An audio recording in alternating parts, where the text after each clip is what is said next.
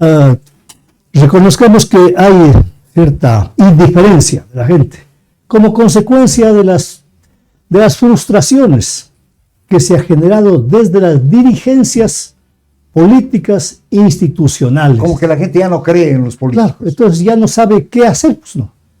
Si no esperar las elecciones para ahí medio segatón, cada quien va y da el voto, más o menos engañado, más o menos aclarado, va y da el voto. Pero no tiene idea, nadie le cultiva, porque es el problema que creo que alguna vez mencionábamos aquí con usted.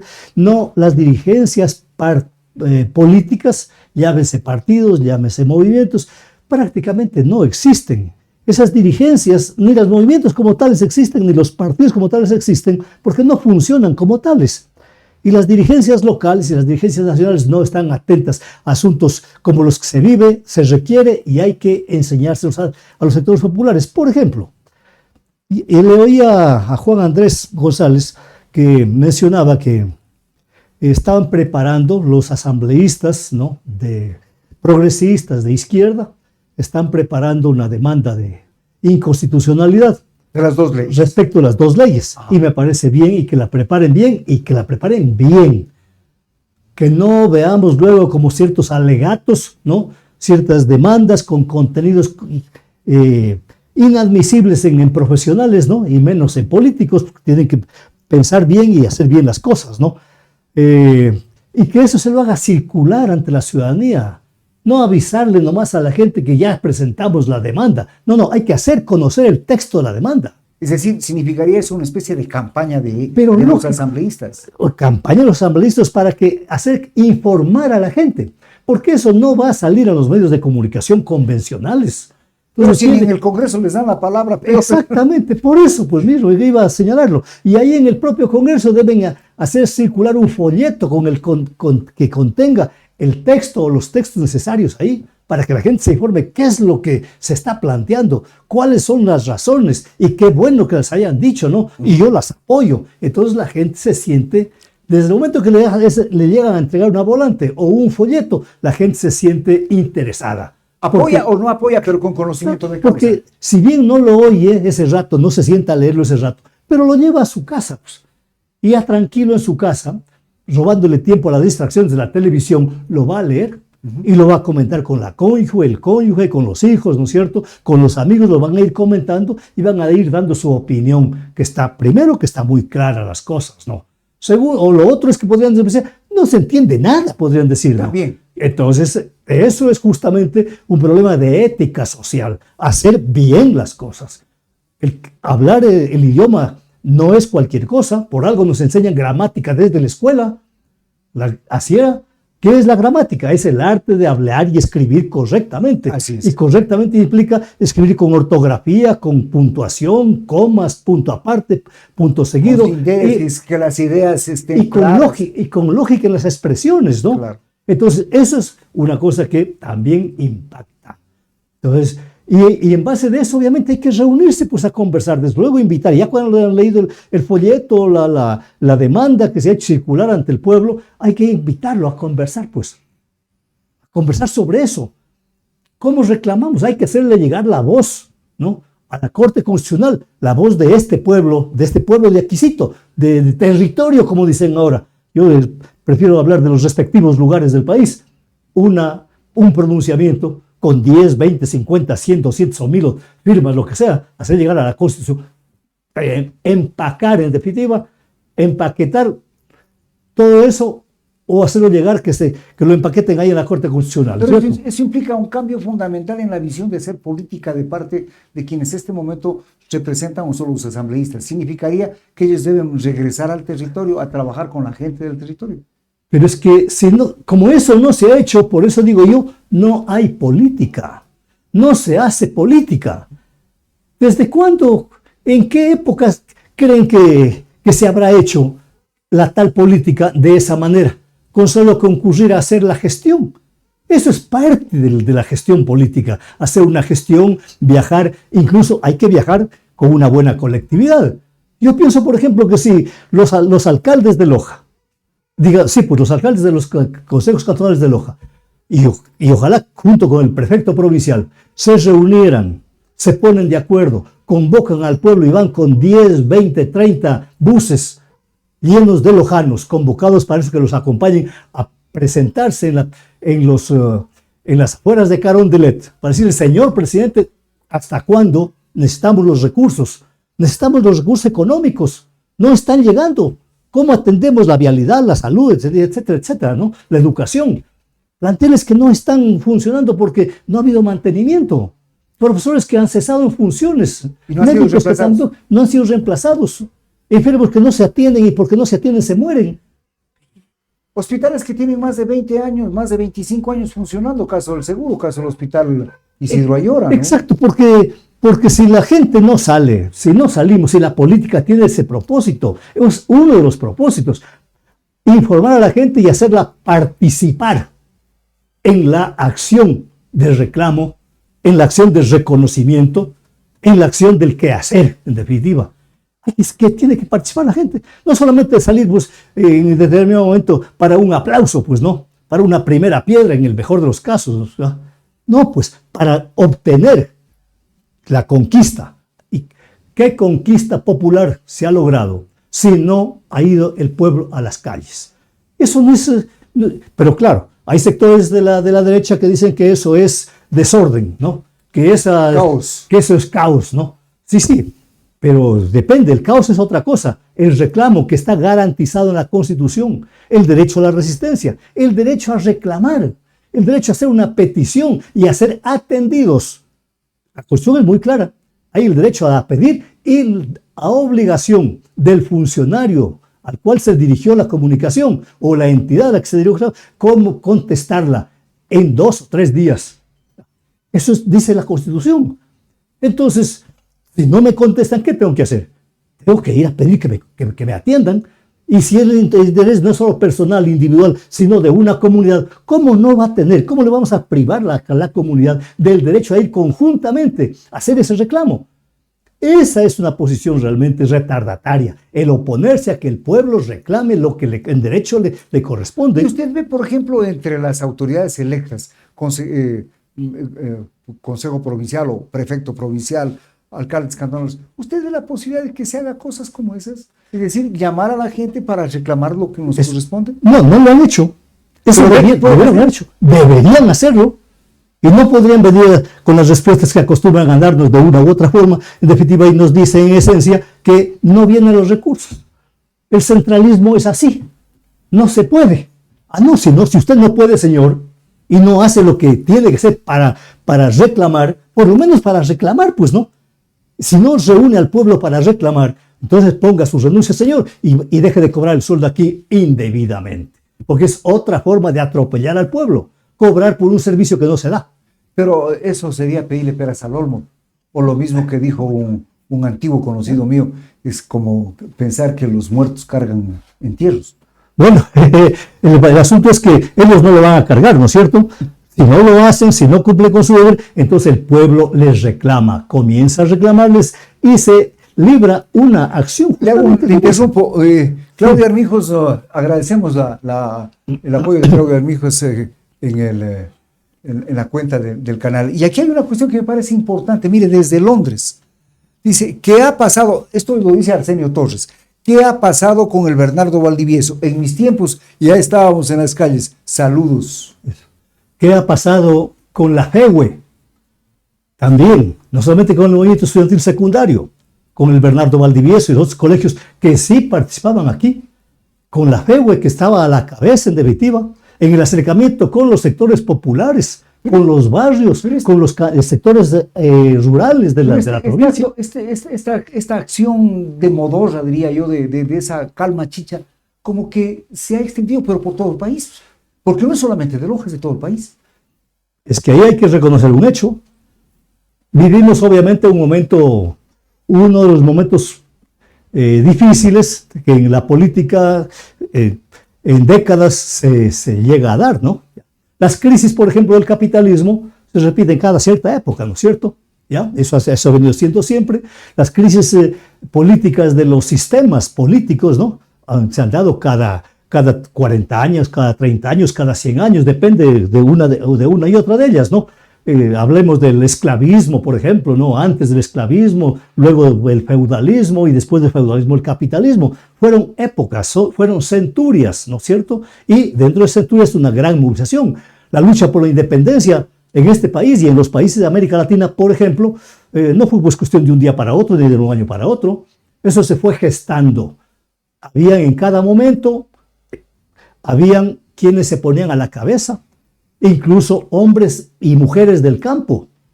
Por esto tenemos el nombre de doña Tránsito Amaguaña, por ejemplo, de doña Dolores Cacuango, mujeres indígenas que en los años 20, 10, por ahí, participaban en las luchas defendiendo los intereses del indigenado. Ya en el tiempo de la República. Pues. Ya, claro, sí, en el tiempo de la República. Y el liberalismo, ¿cómo apareció? Pues con la expresión del descontento social de la gente, que se movilizaba también a las reuniones que habían de los organismos oficiales. Es decir, esta karma que estamos viviendo puede desembocar en un proceso de transformación. Acordémonos que el 18 de noviembre que aquí se festeja, no fue el día de la independencia realmente, ¿no? Según se va conociendo. No es que ahí se independizó Loja. Ahí hubo una gran movilización. Una sonada, dicen que así le llaman.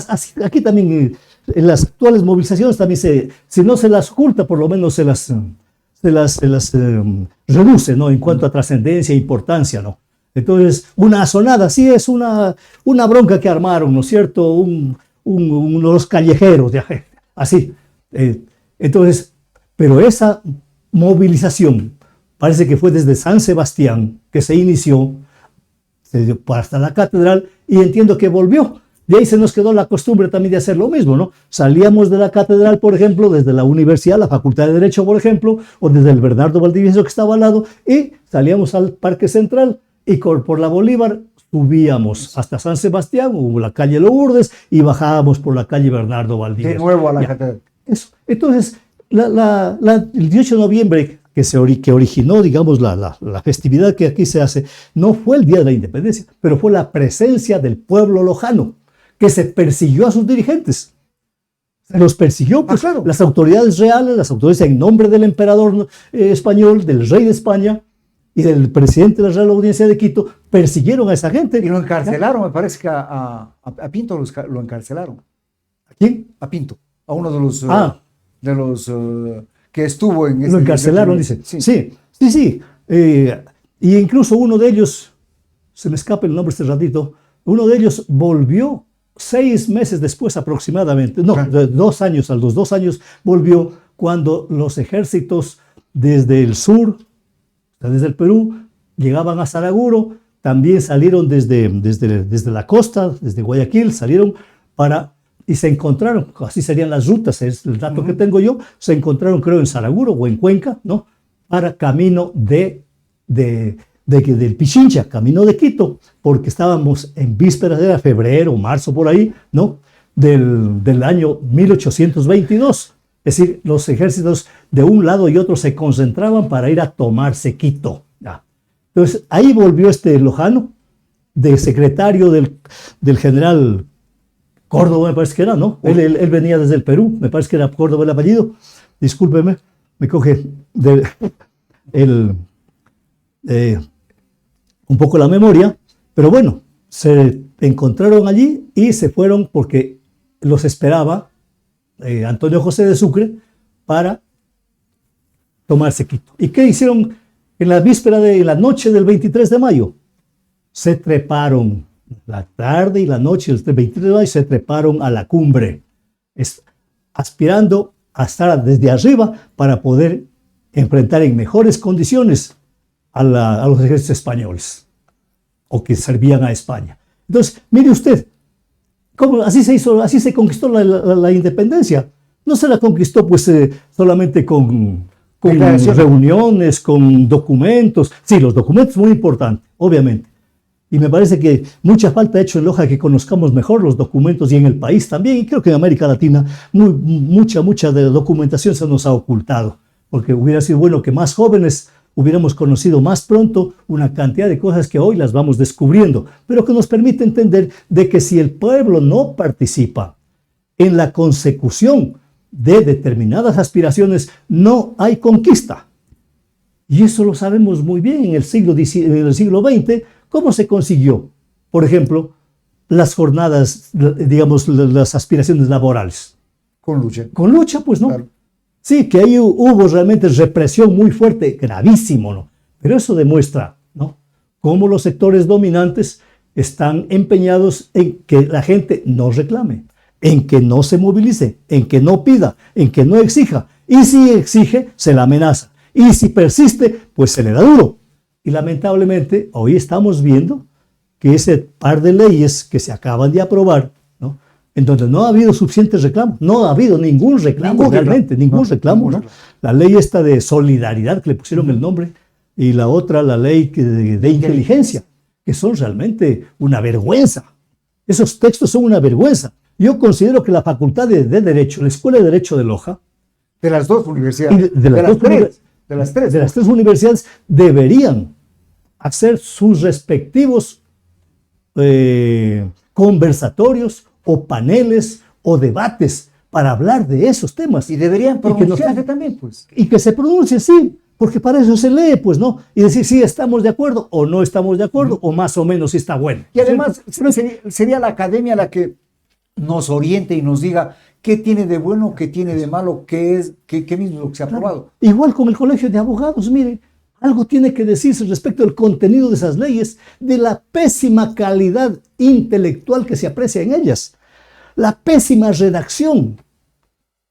Es realmente se inventan una cantidad de definiciones al margen del entendimiento que traen los diccionarios. Pero se ha volcado, se ha dejado de lado la reivindicación o las luchas populares, y ahora más bien lo que se ha venido este momento, se está tomando como alternativa, es asistir a la Corte Constitucional para que sea ella la que nos dé diciendo si vale o no vale la ley, si es constitucional o no la ley. Y en efecto hay que ir allá, pero no hay que ir solo con el papelito. Pues. Pero es que eso está pasando. Es que eso es lo que no debe seguir pasando. Entonces, pues por eso hablaría yo y hablo, ¿no? Y estamos conversando de la necesidad de que las dirigencias, porque tenemos dirigencias en el Consejo Provincial, tenemos dirigencia en el Consejo Cantonal, tenemos dirigencia en el Consejo Electoral, tenemos dirigencia en todos los niveles en el caso de la provincia,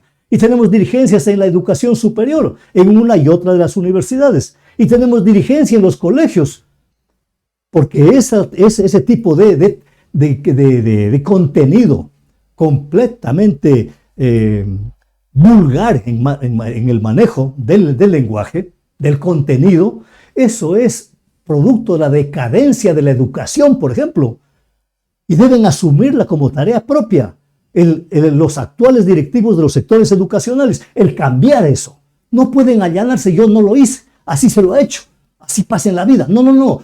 Así lo han formado. Así lo han formado, no, hay que ir a rectificar eso. Los contenidos de las mallas curriculares tienen que corregirse. Porque si no van a salir saliendo leyes como las que estamos conversando. Claro.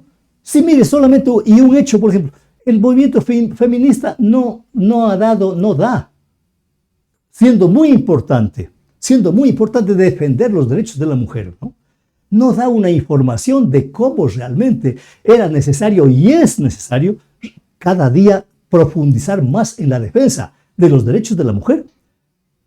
Nunca yo no he oído a una dirigente feminista que diga, o algún varón que esté de acuerdo con y que participe en la lucha por la defensa de la mujer, que nos digan que hubo una época, hasta el siglo XIX incluso, en donde se entendía que darle un libro o preparar a una mujer para que lea un libro era preparar la desgracia de un hombre, porque la mujer solo existía para que haga tareas domésticas, cocine, cuide a los muchachos y los traiga a la vida.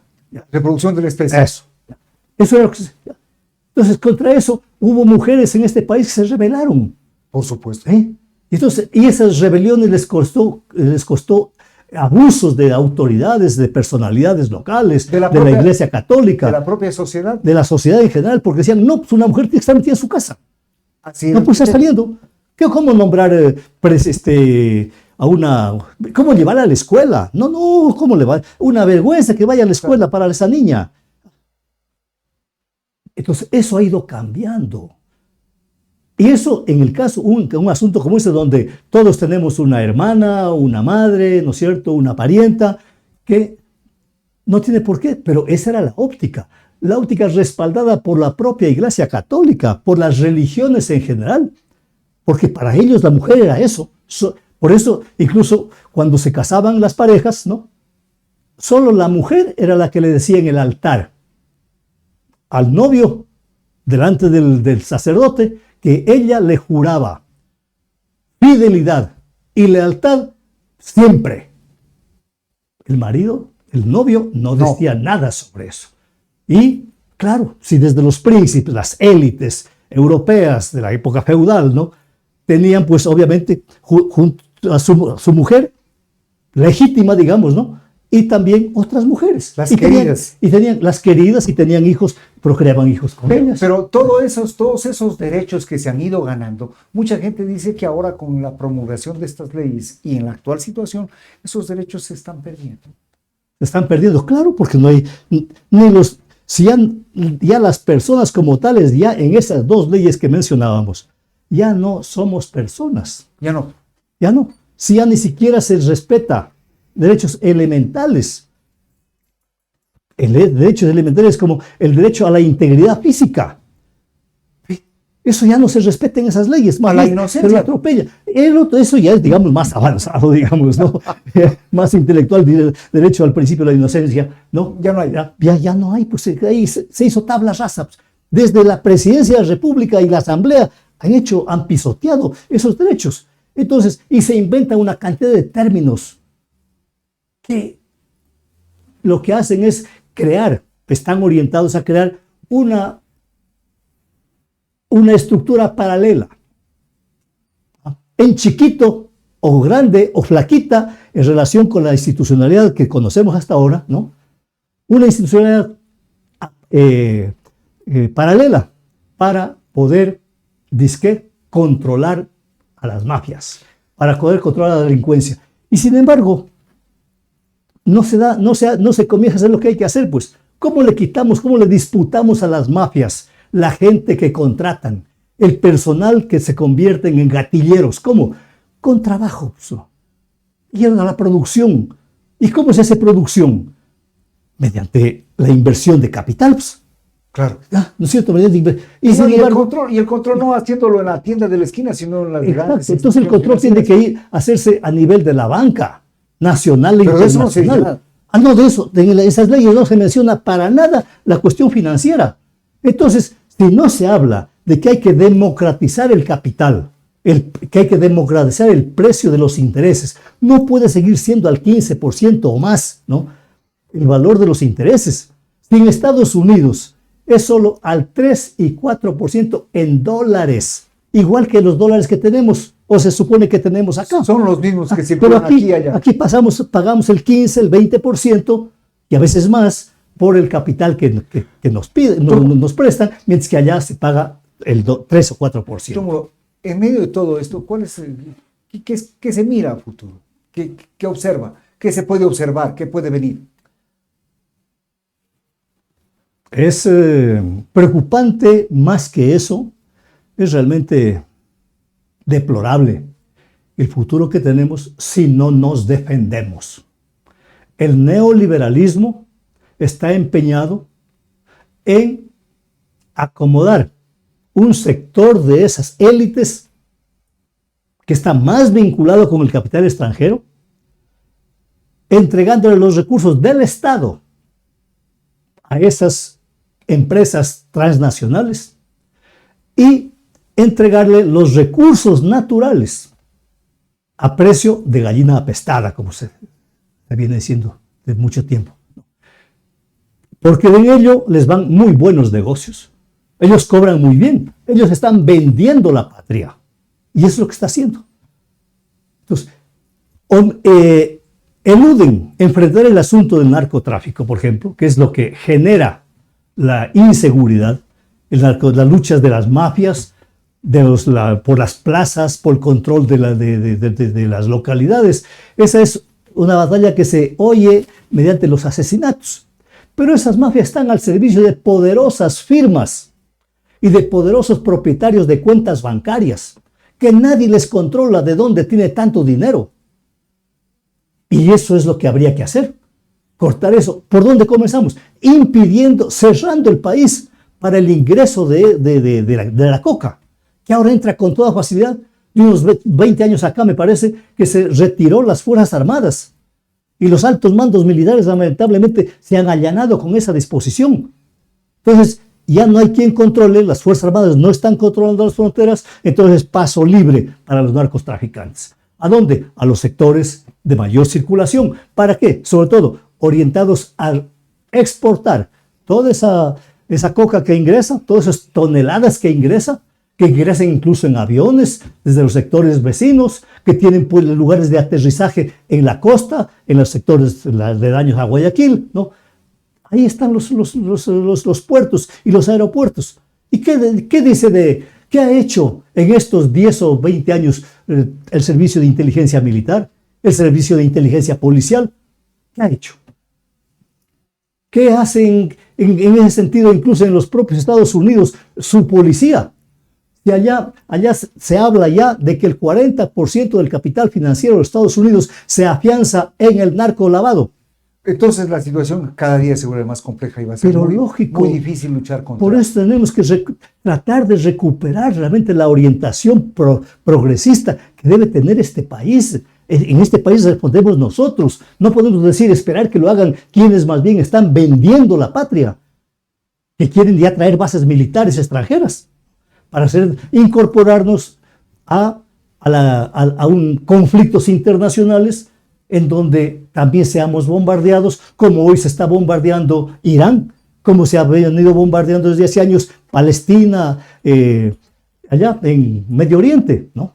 Entonces, más pronto o más tarde ocurre algún conflicto frente de los Estados Unidos con el desarrollo de China, por ejemplo, ¿no? Y en medio de un conflicto se quieren tomar los unos o los otros el canal de Panamá. Aquí está cerquita las Galápagos. Entonces cualquiera va a bombardear las Galápagos y nos van a ir bombardeando acá. ¿En función de qué nos incorporan a ese plano? Por los intereses transnacionales, los intereses de los Estados Unidos, que tiene este rato Estados Unidos graves problemas el señor Trump. Hay una movilización en más de 50 ciudades de los Estados Unidos, ¿sí? En solidaridad con los inmigrantes que vienen siendo tan maltratados por el señor Trump. Sí. Entonces aquí nos toca organizar los requerimientos sociales que las autoridades deben atender. Como con lo que decíamos inicialmente, la cuestión de la vialidad, la cuestión de la salud en los hospitales, que no hay quien atienda, en la educación igual, y en otros, y en el de la seguridad, que comiencen por donde quieren comenzar. Hay que cerrar las fronteras. Si no comienzan por ahí, esto todo es un engaño para el pueblo. Muchas gracias.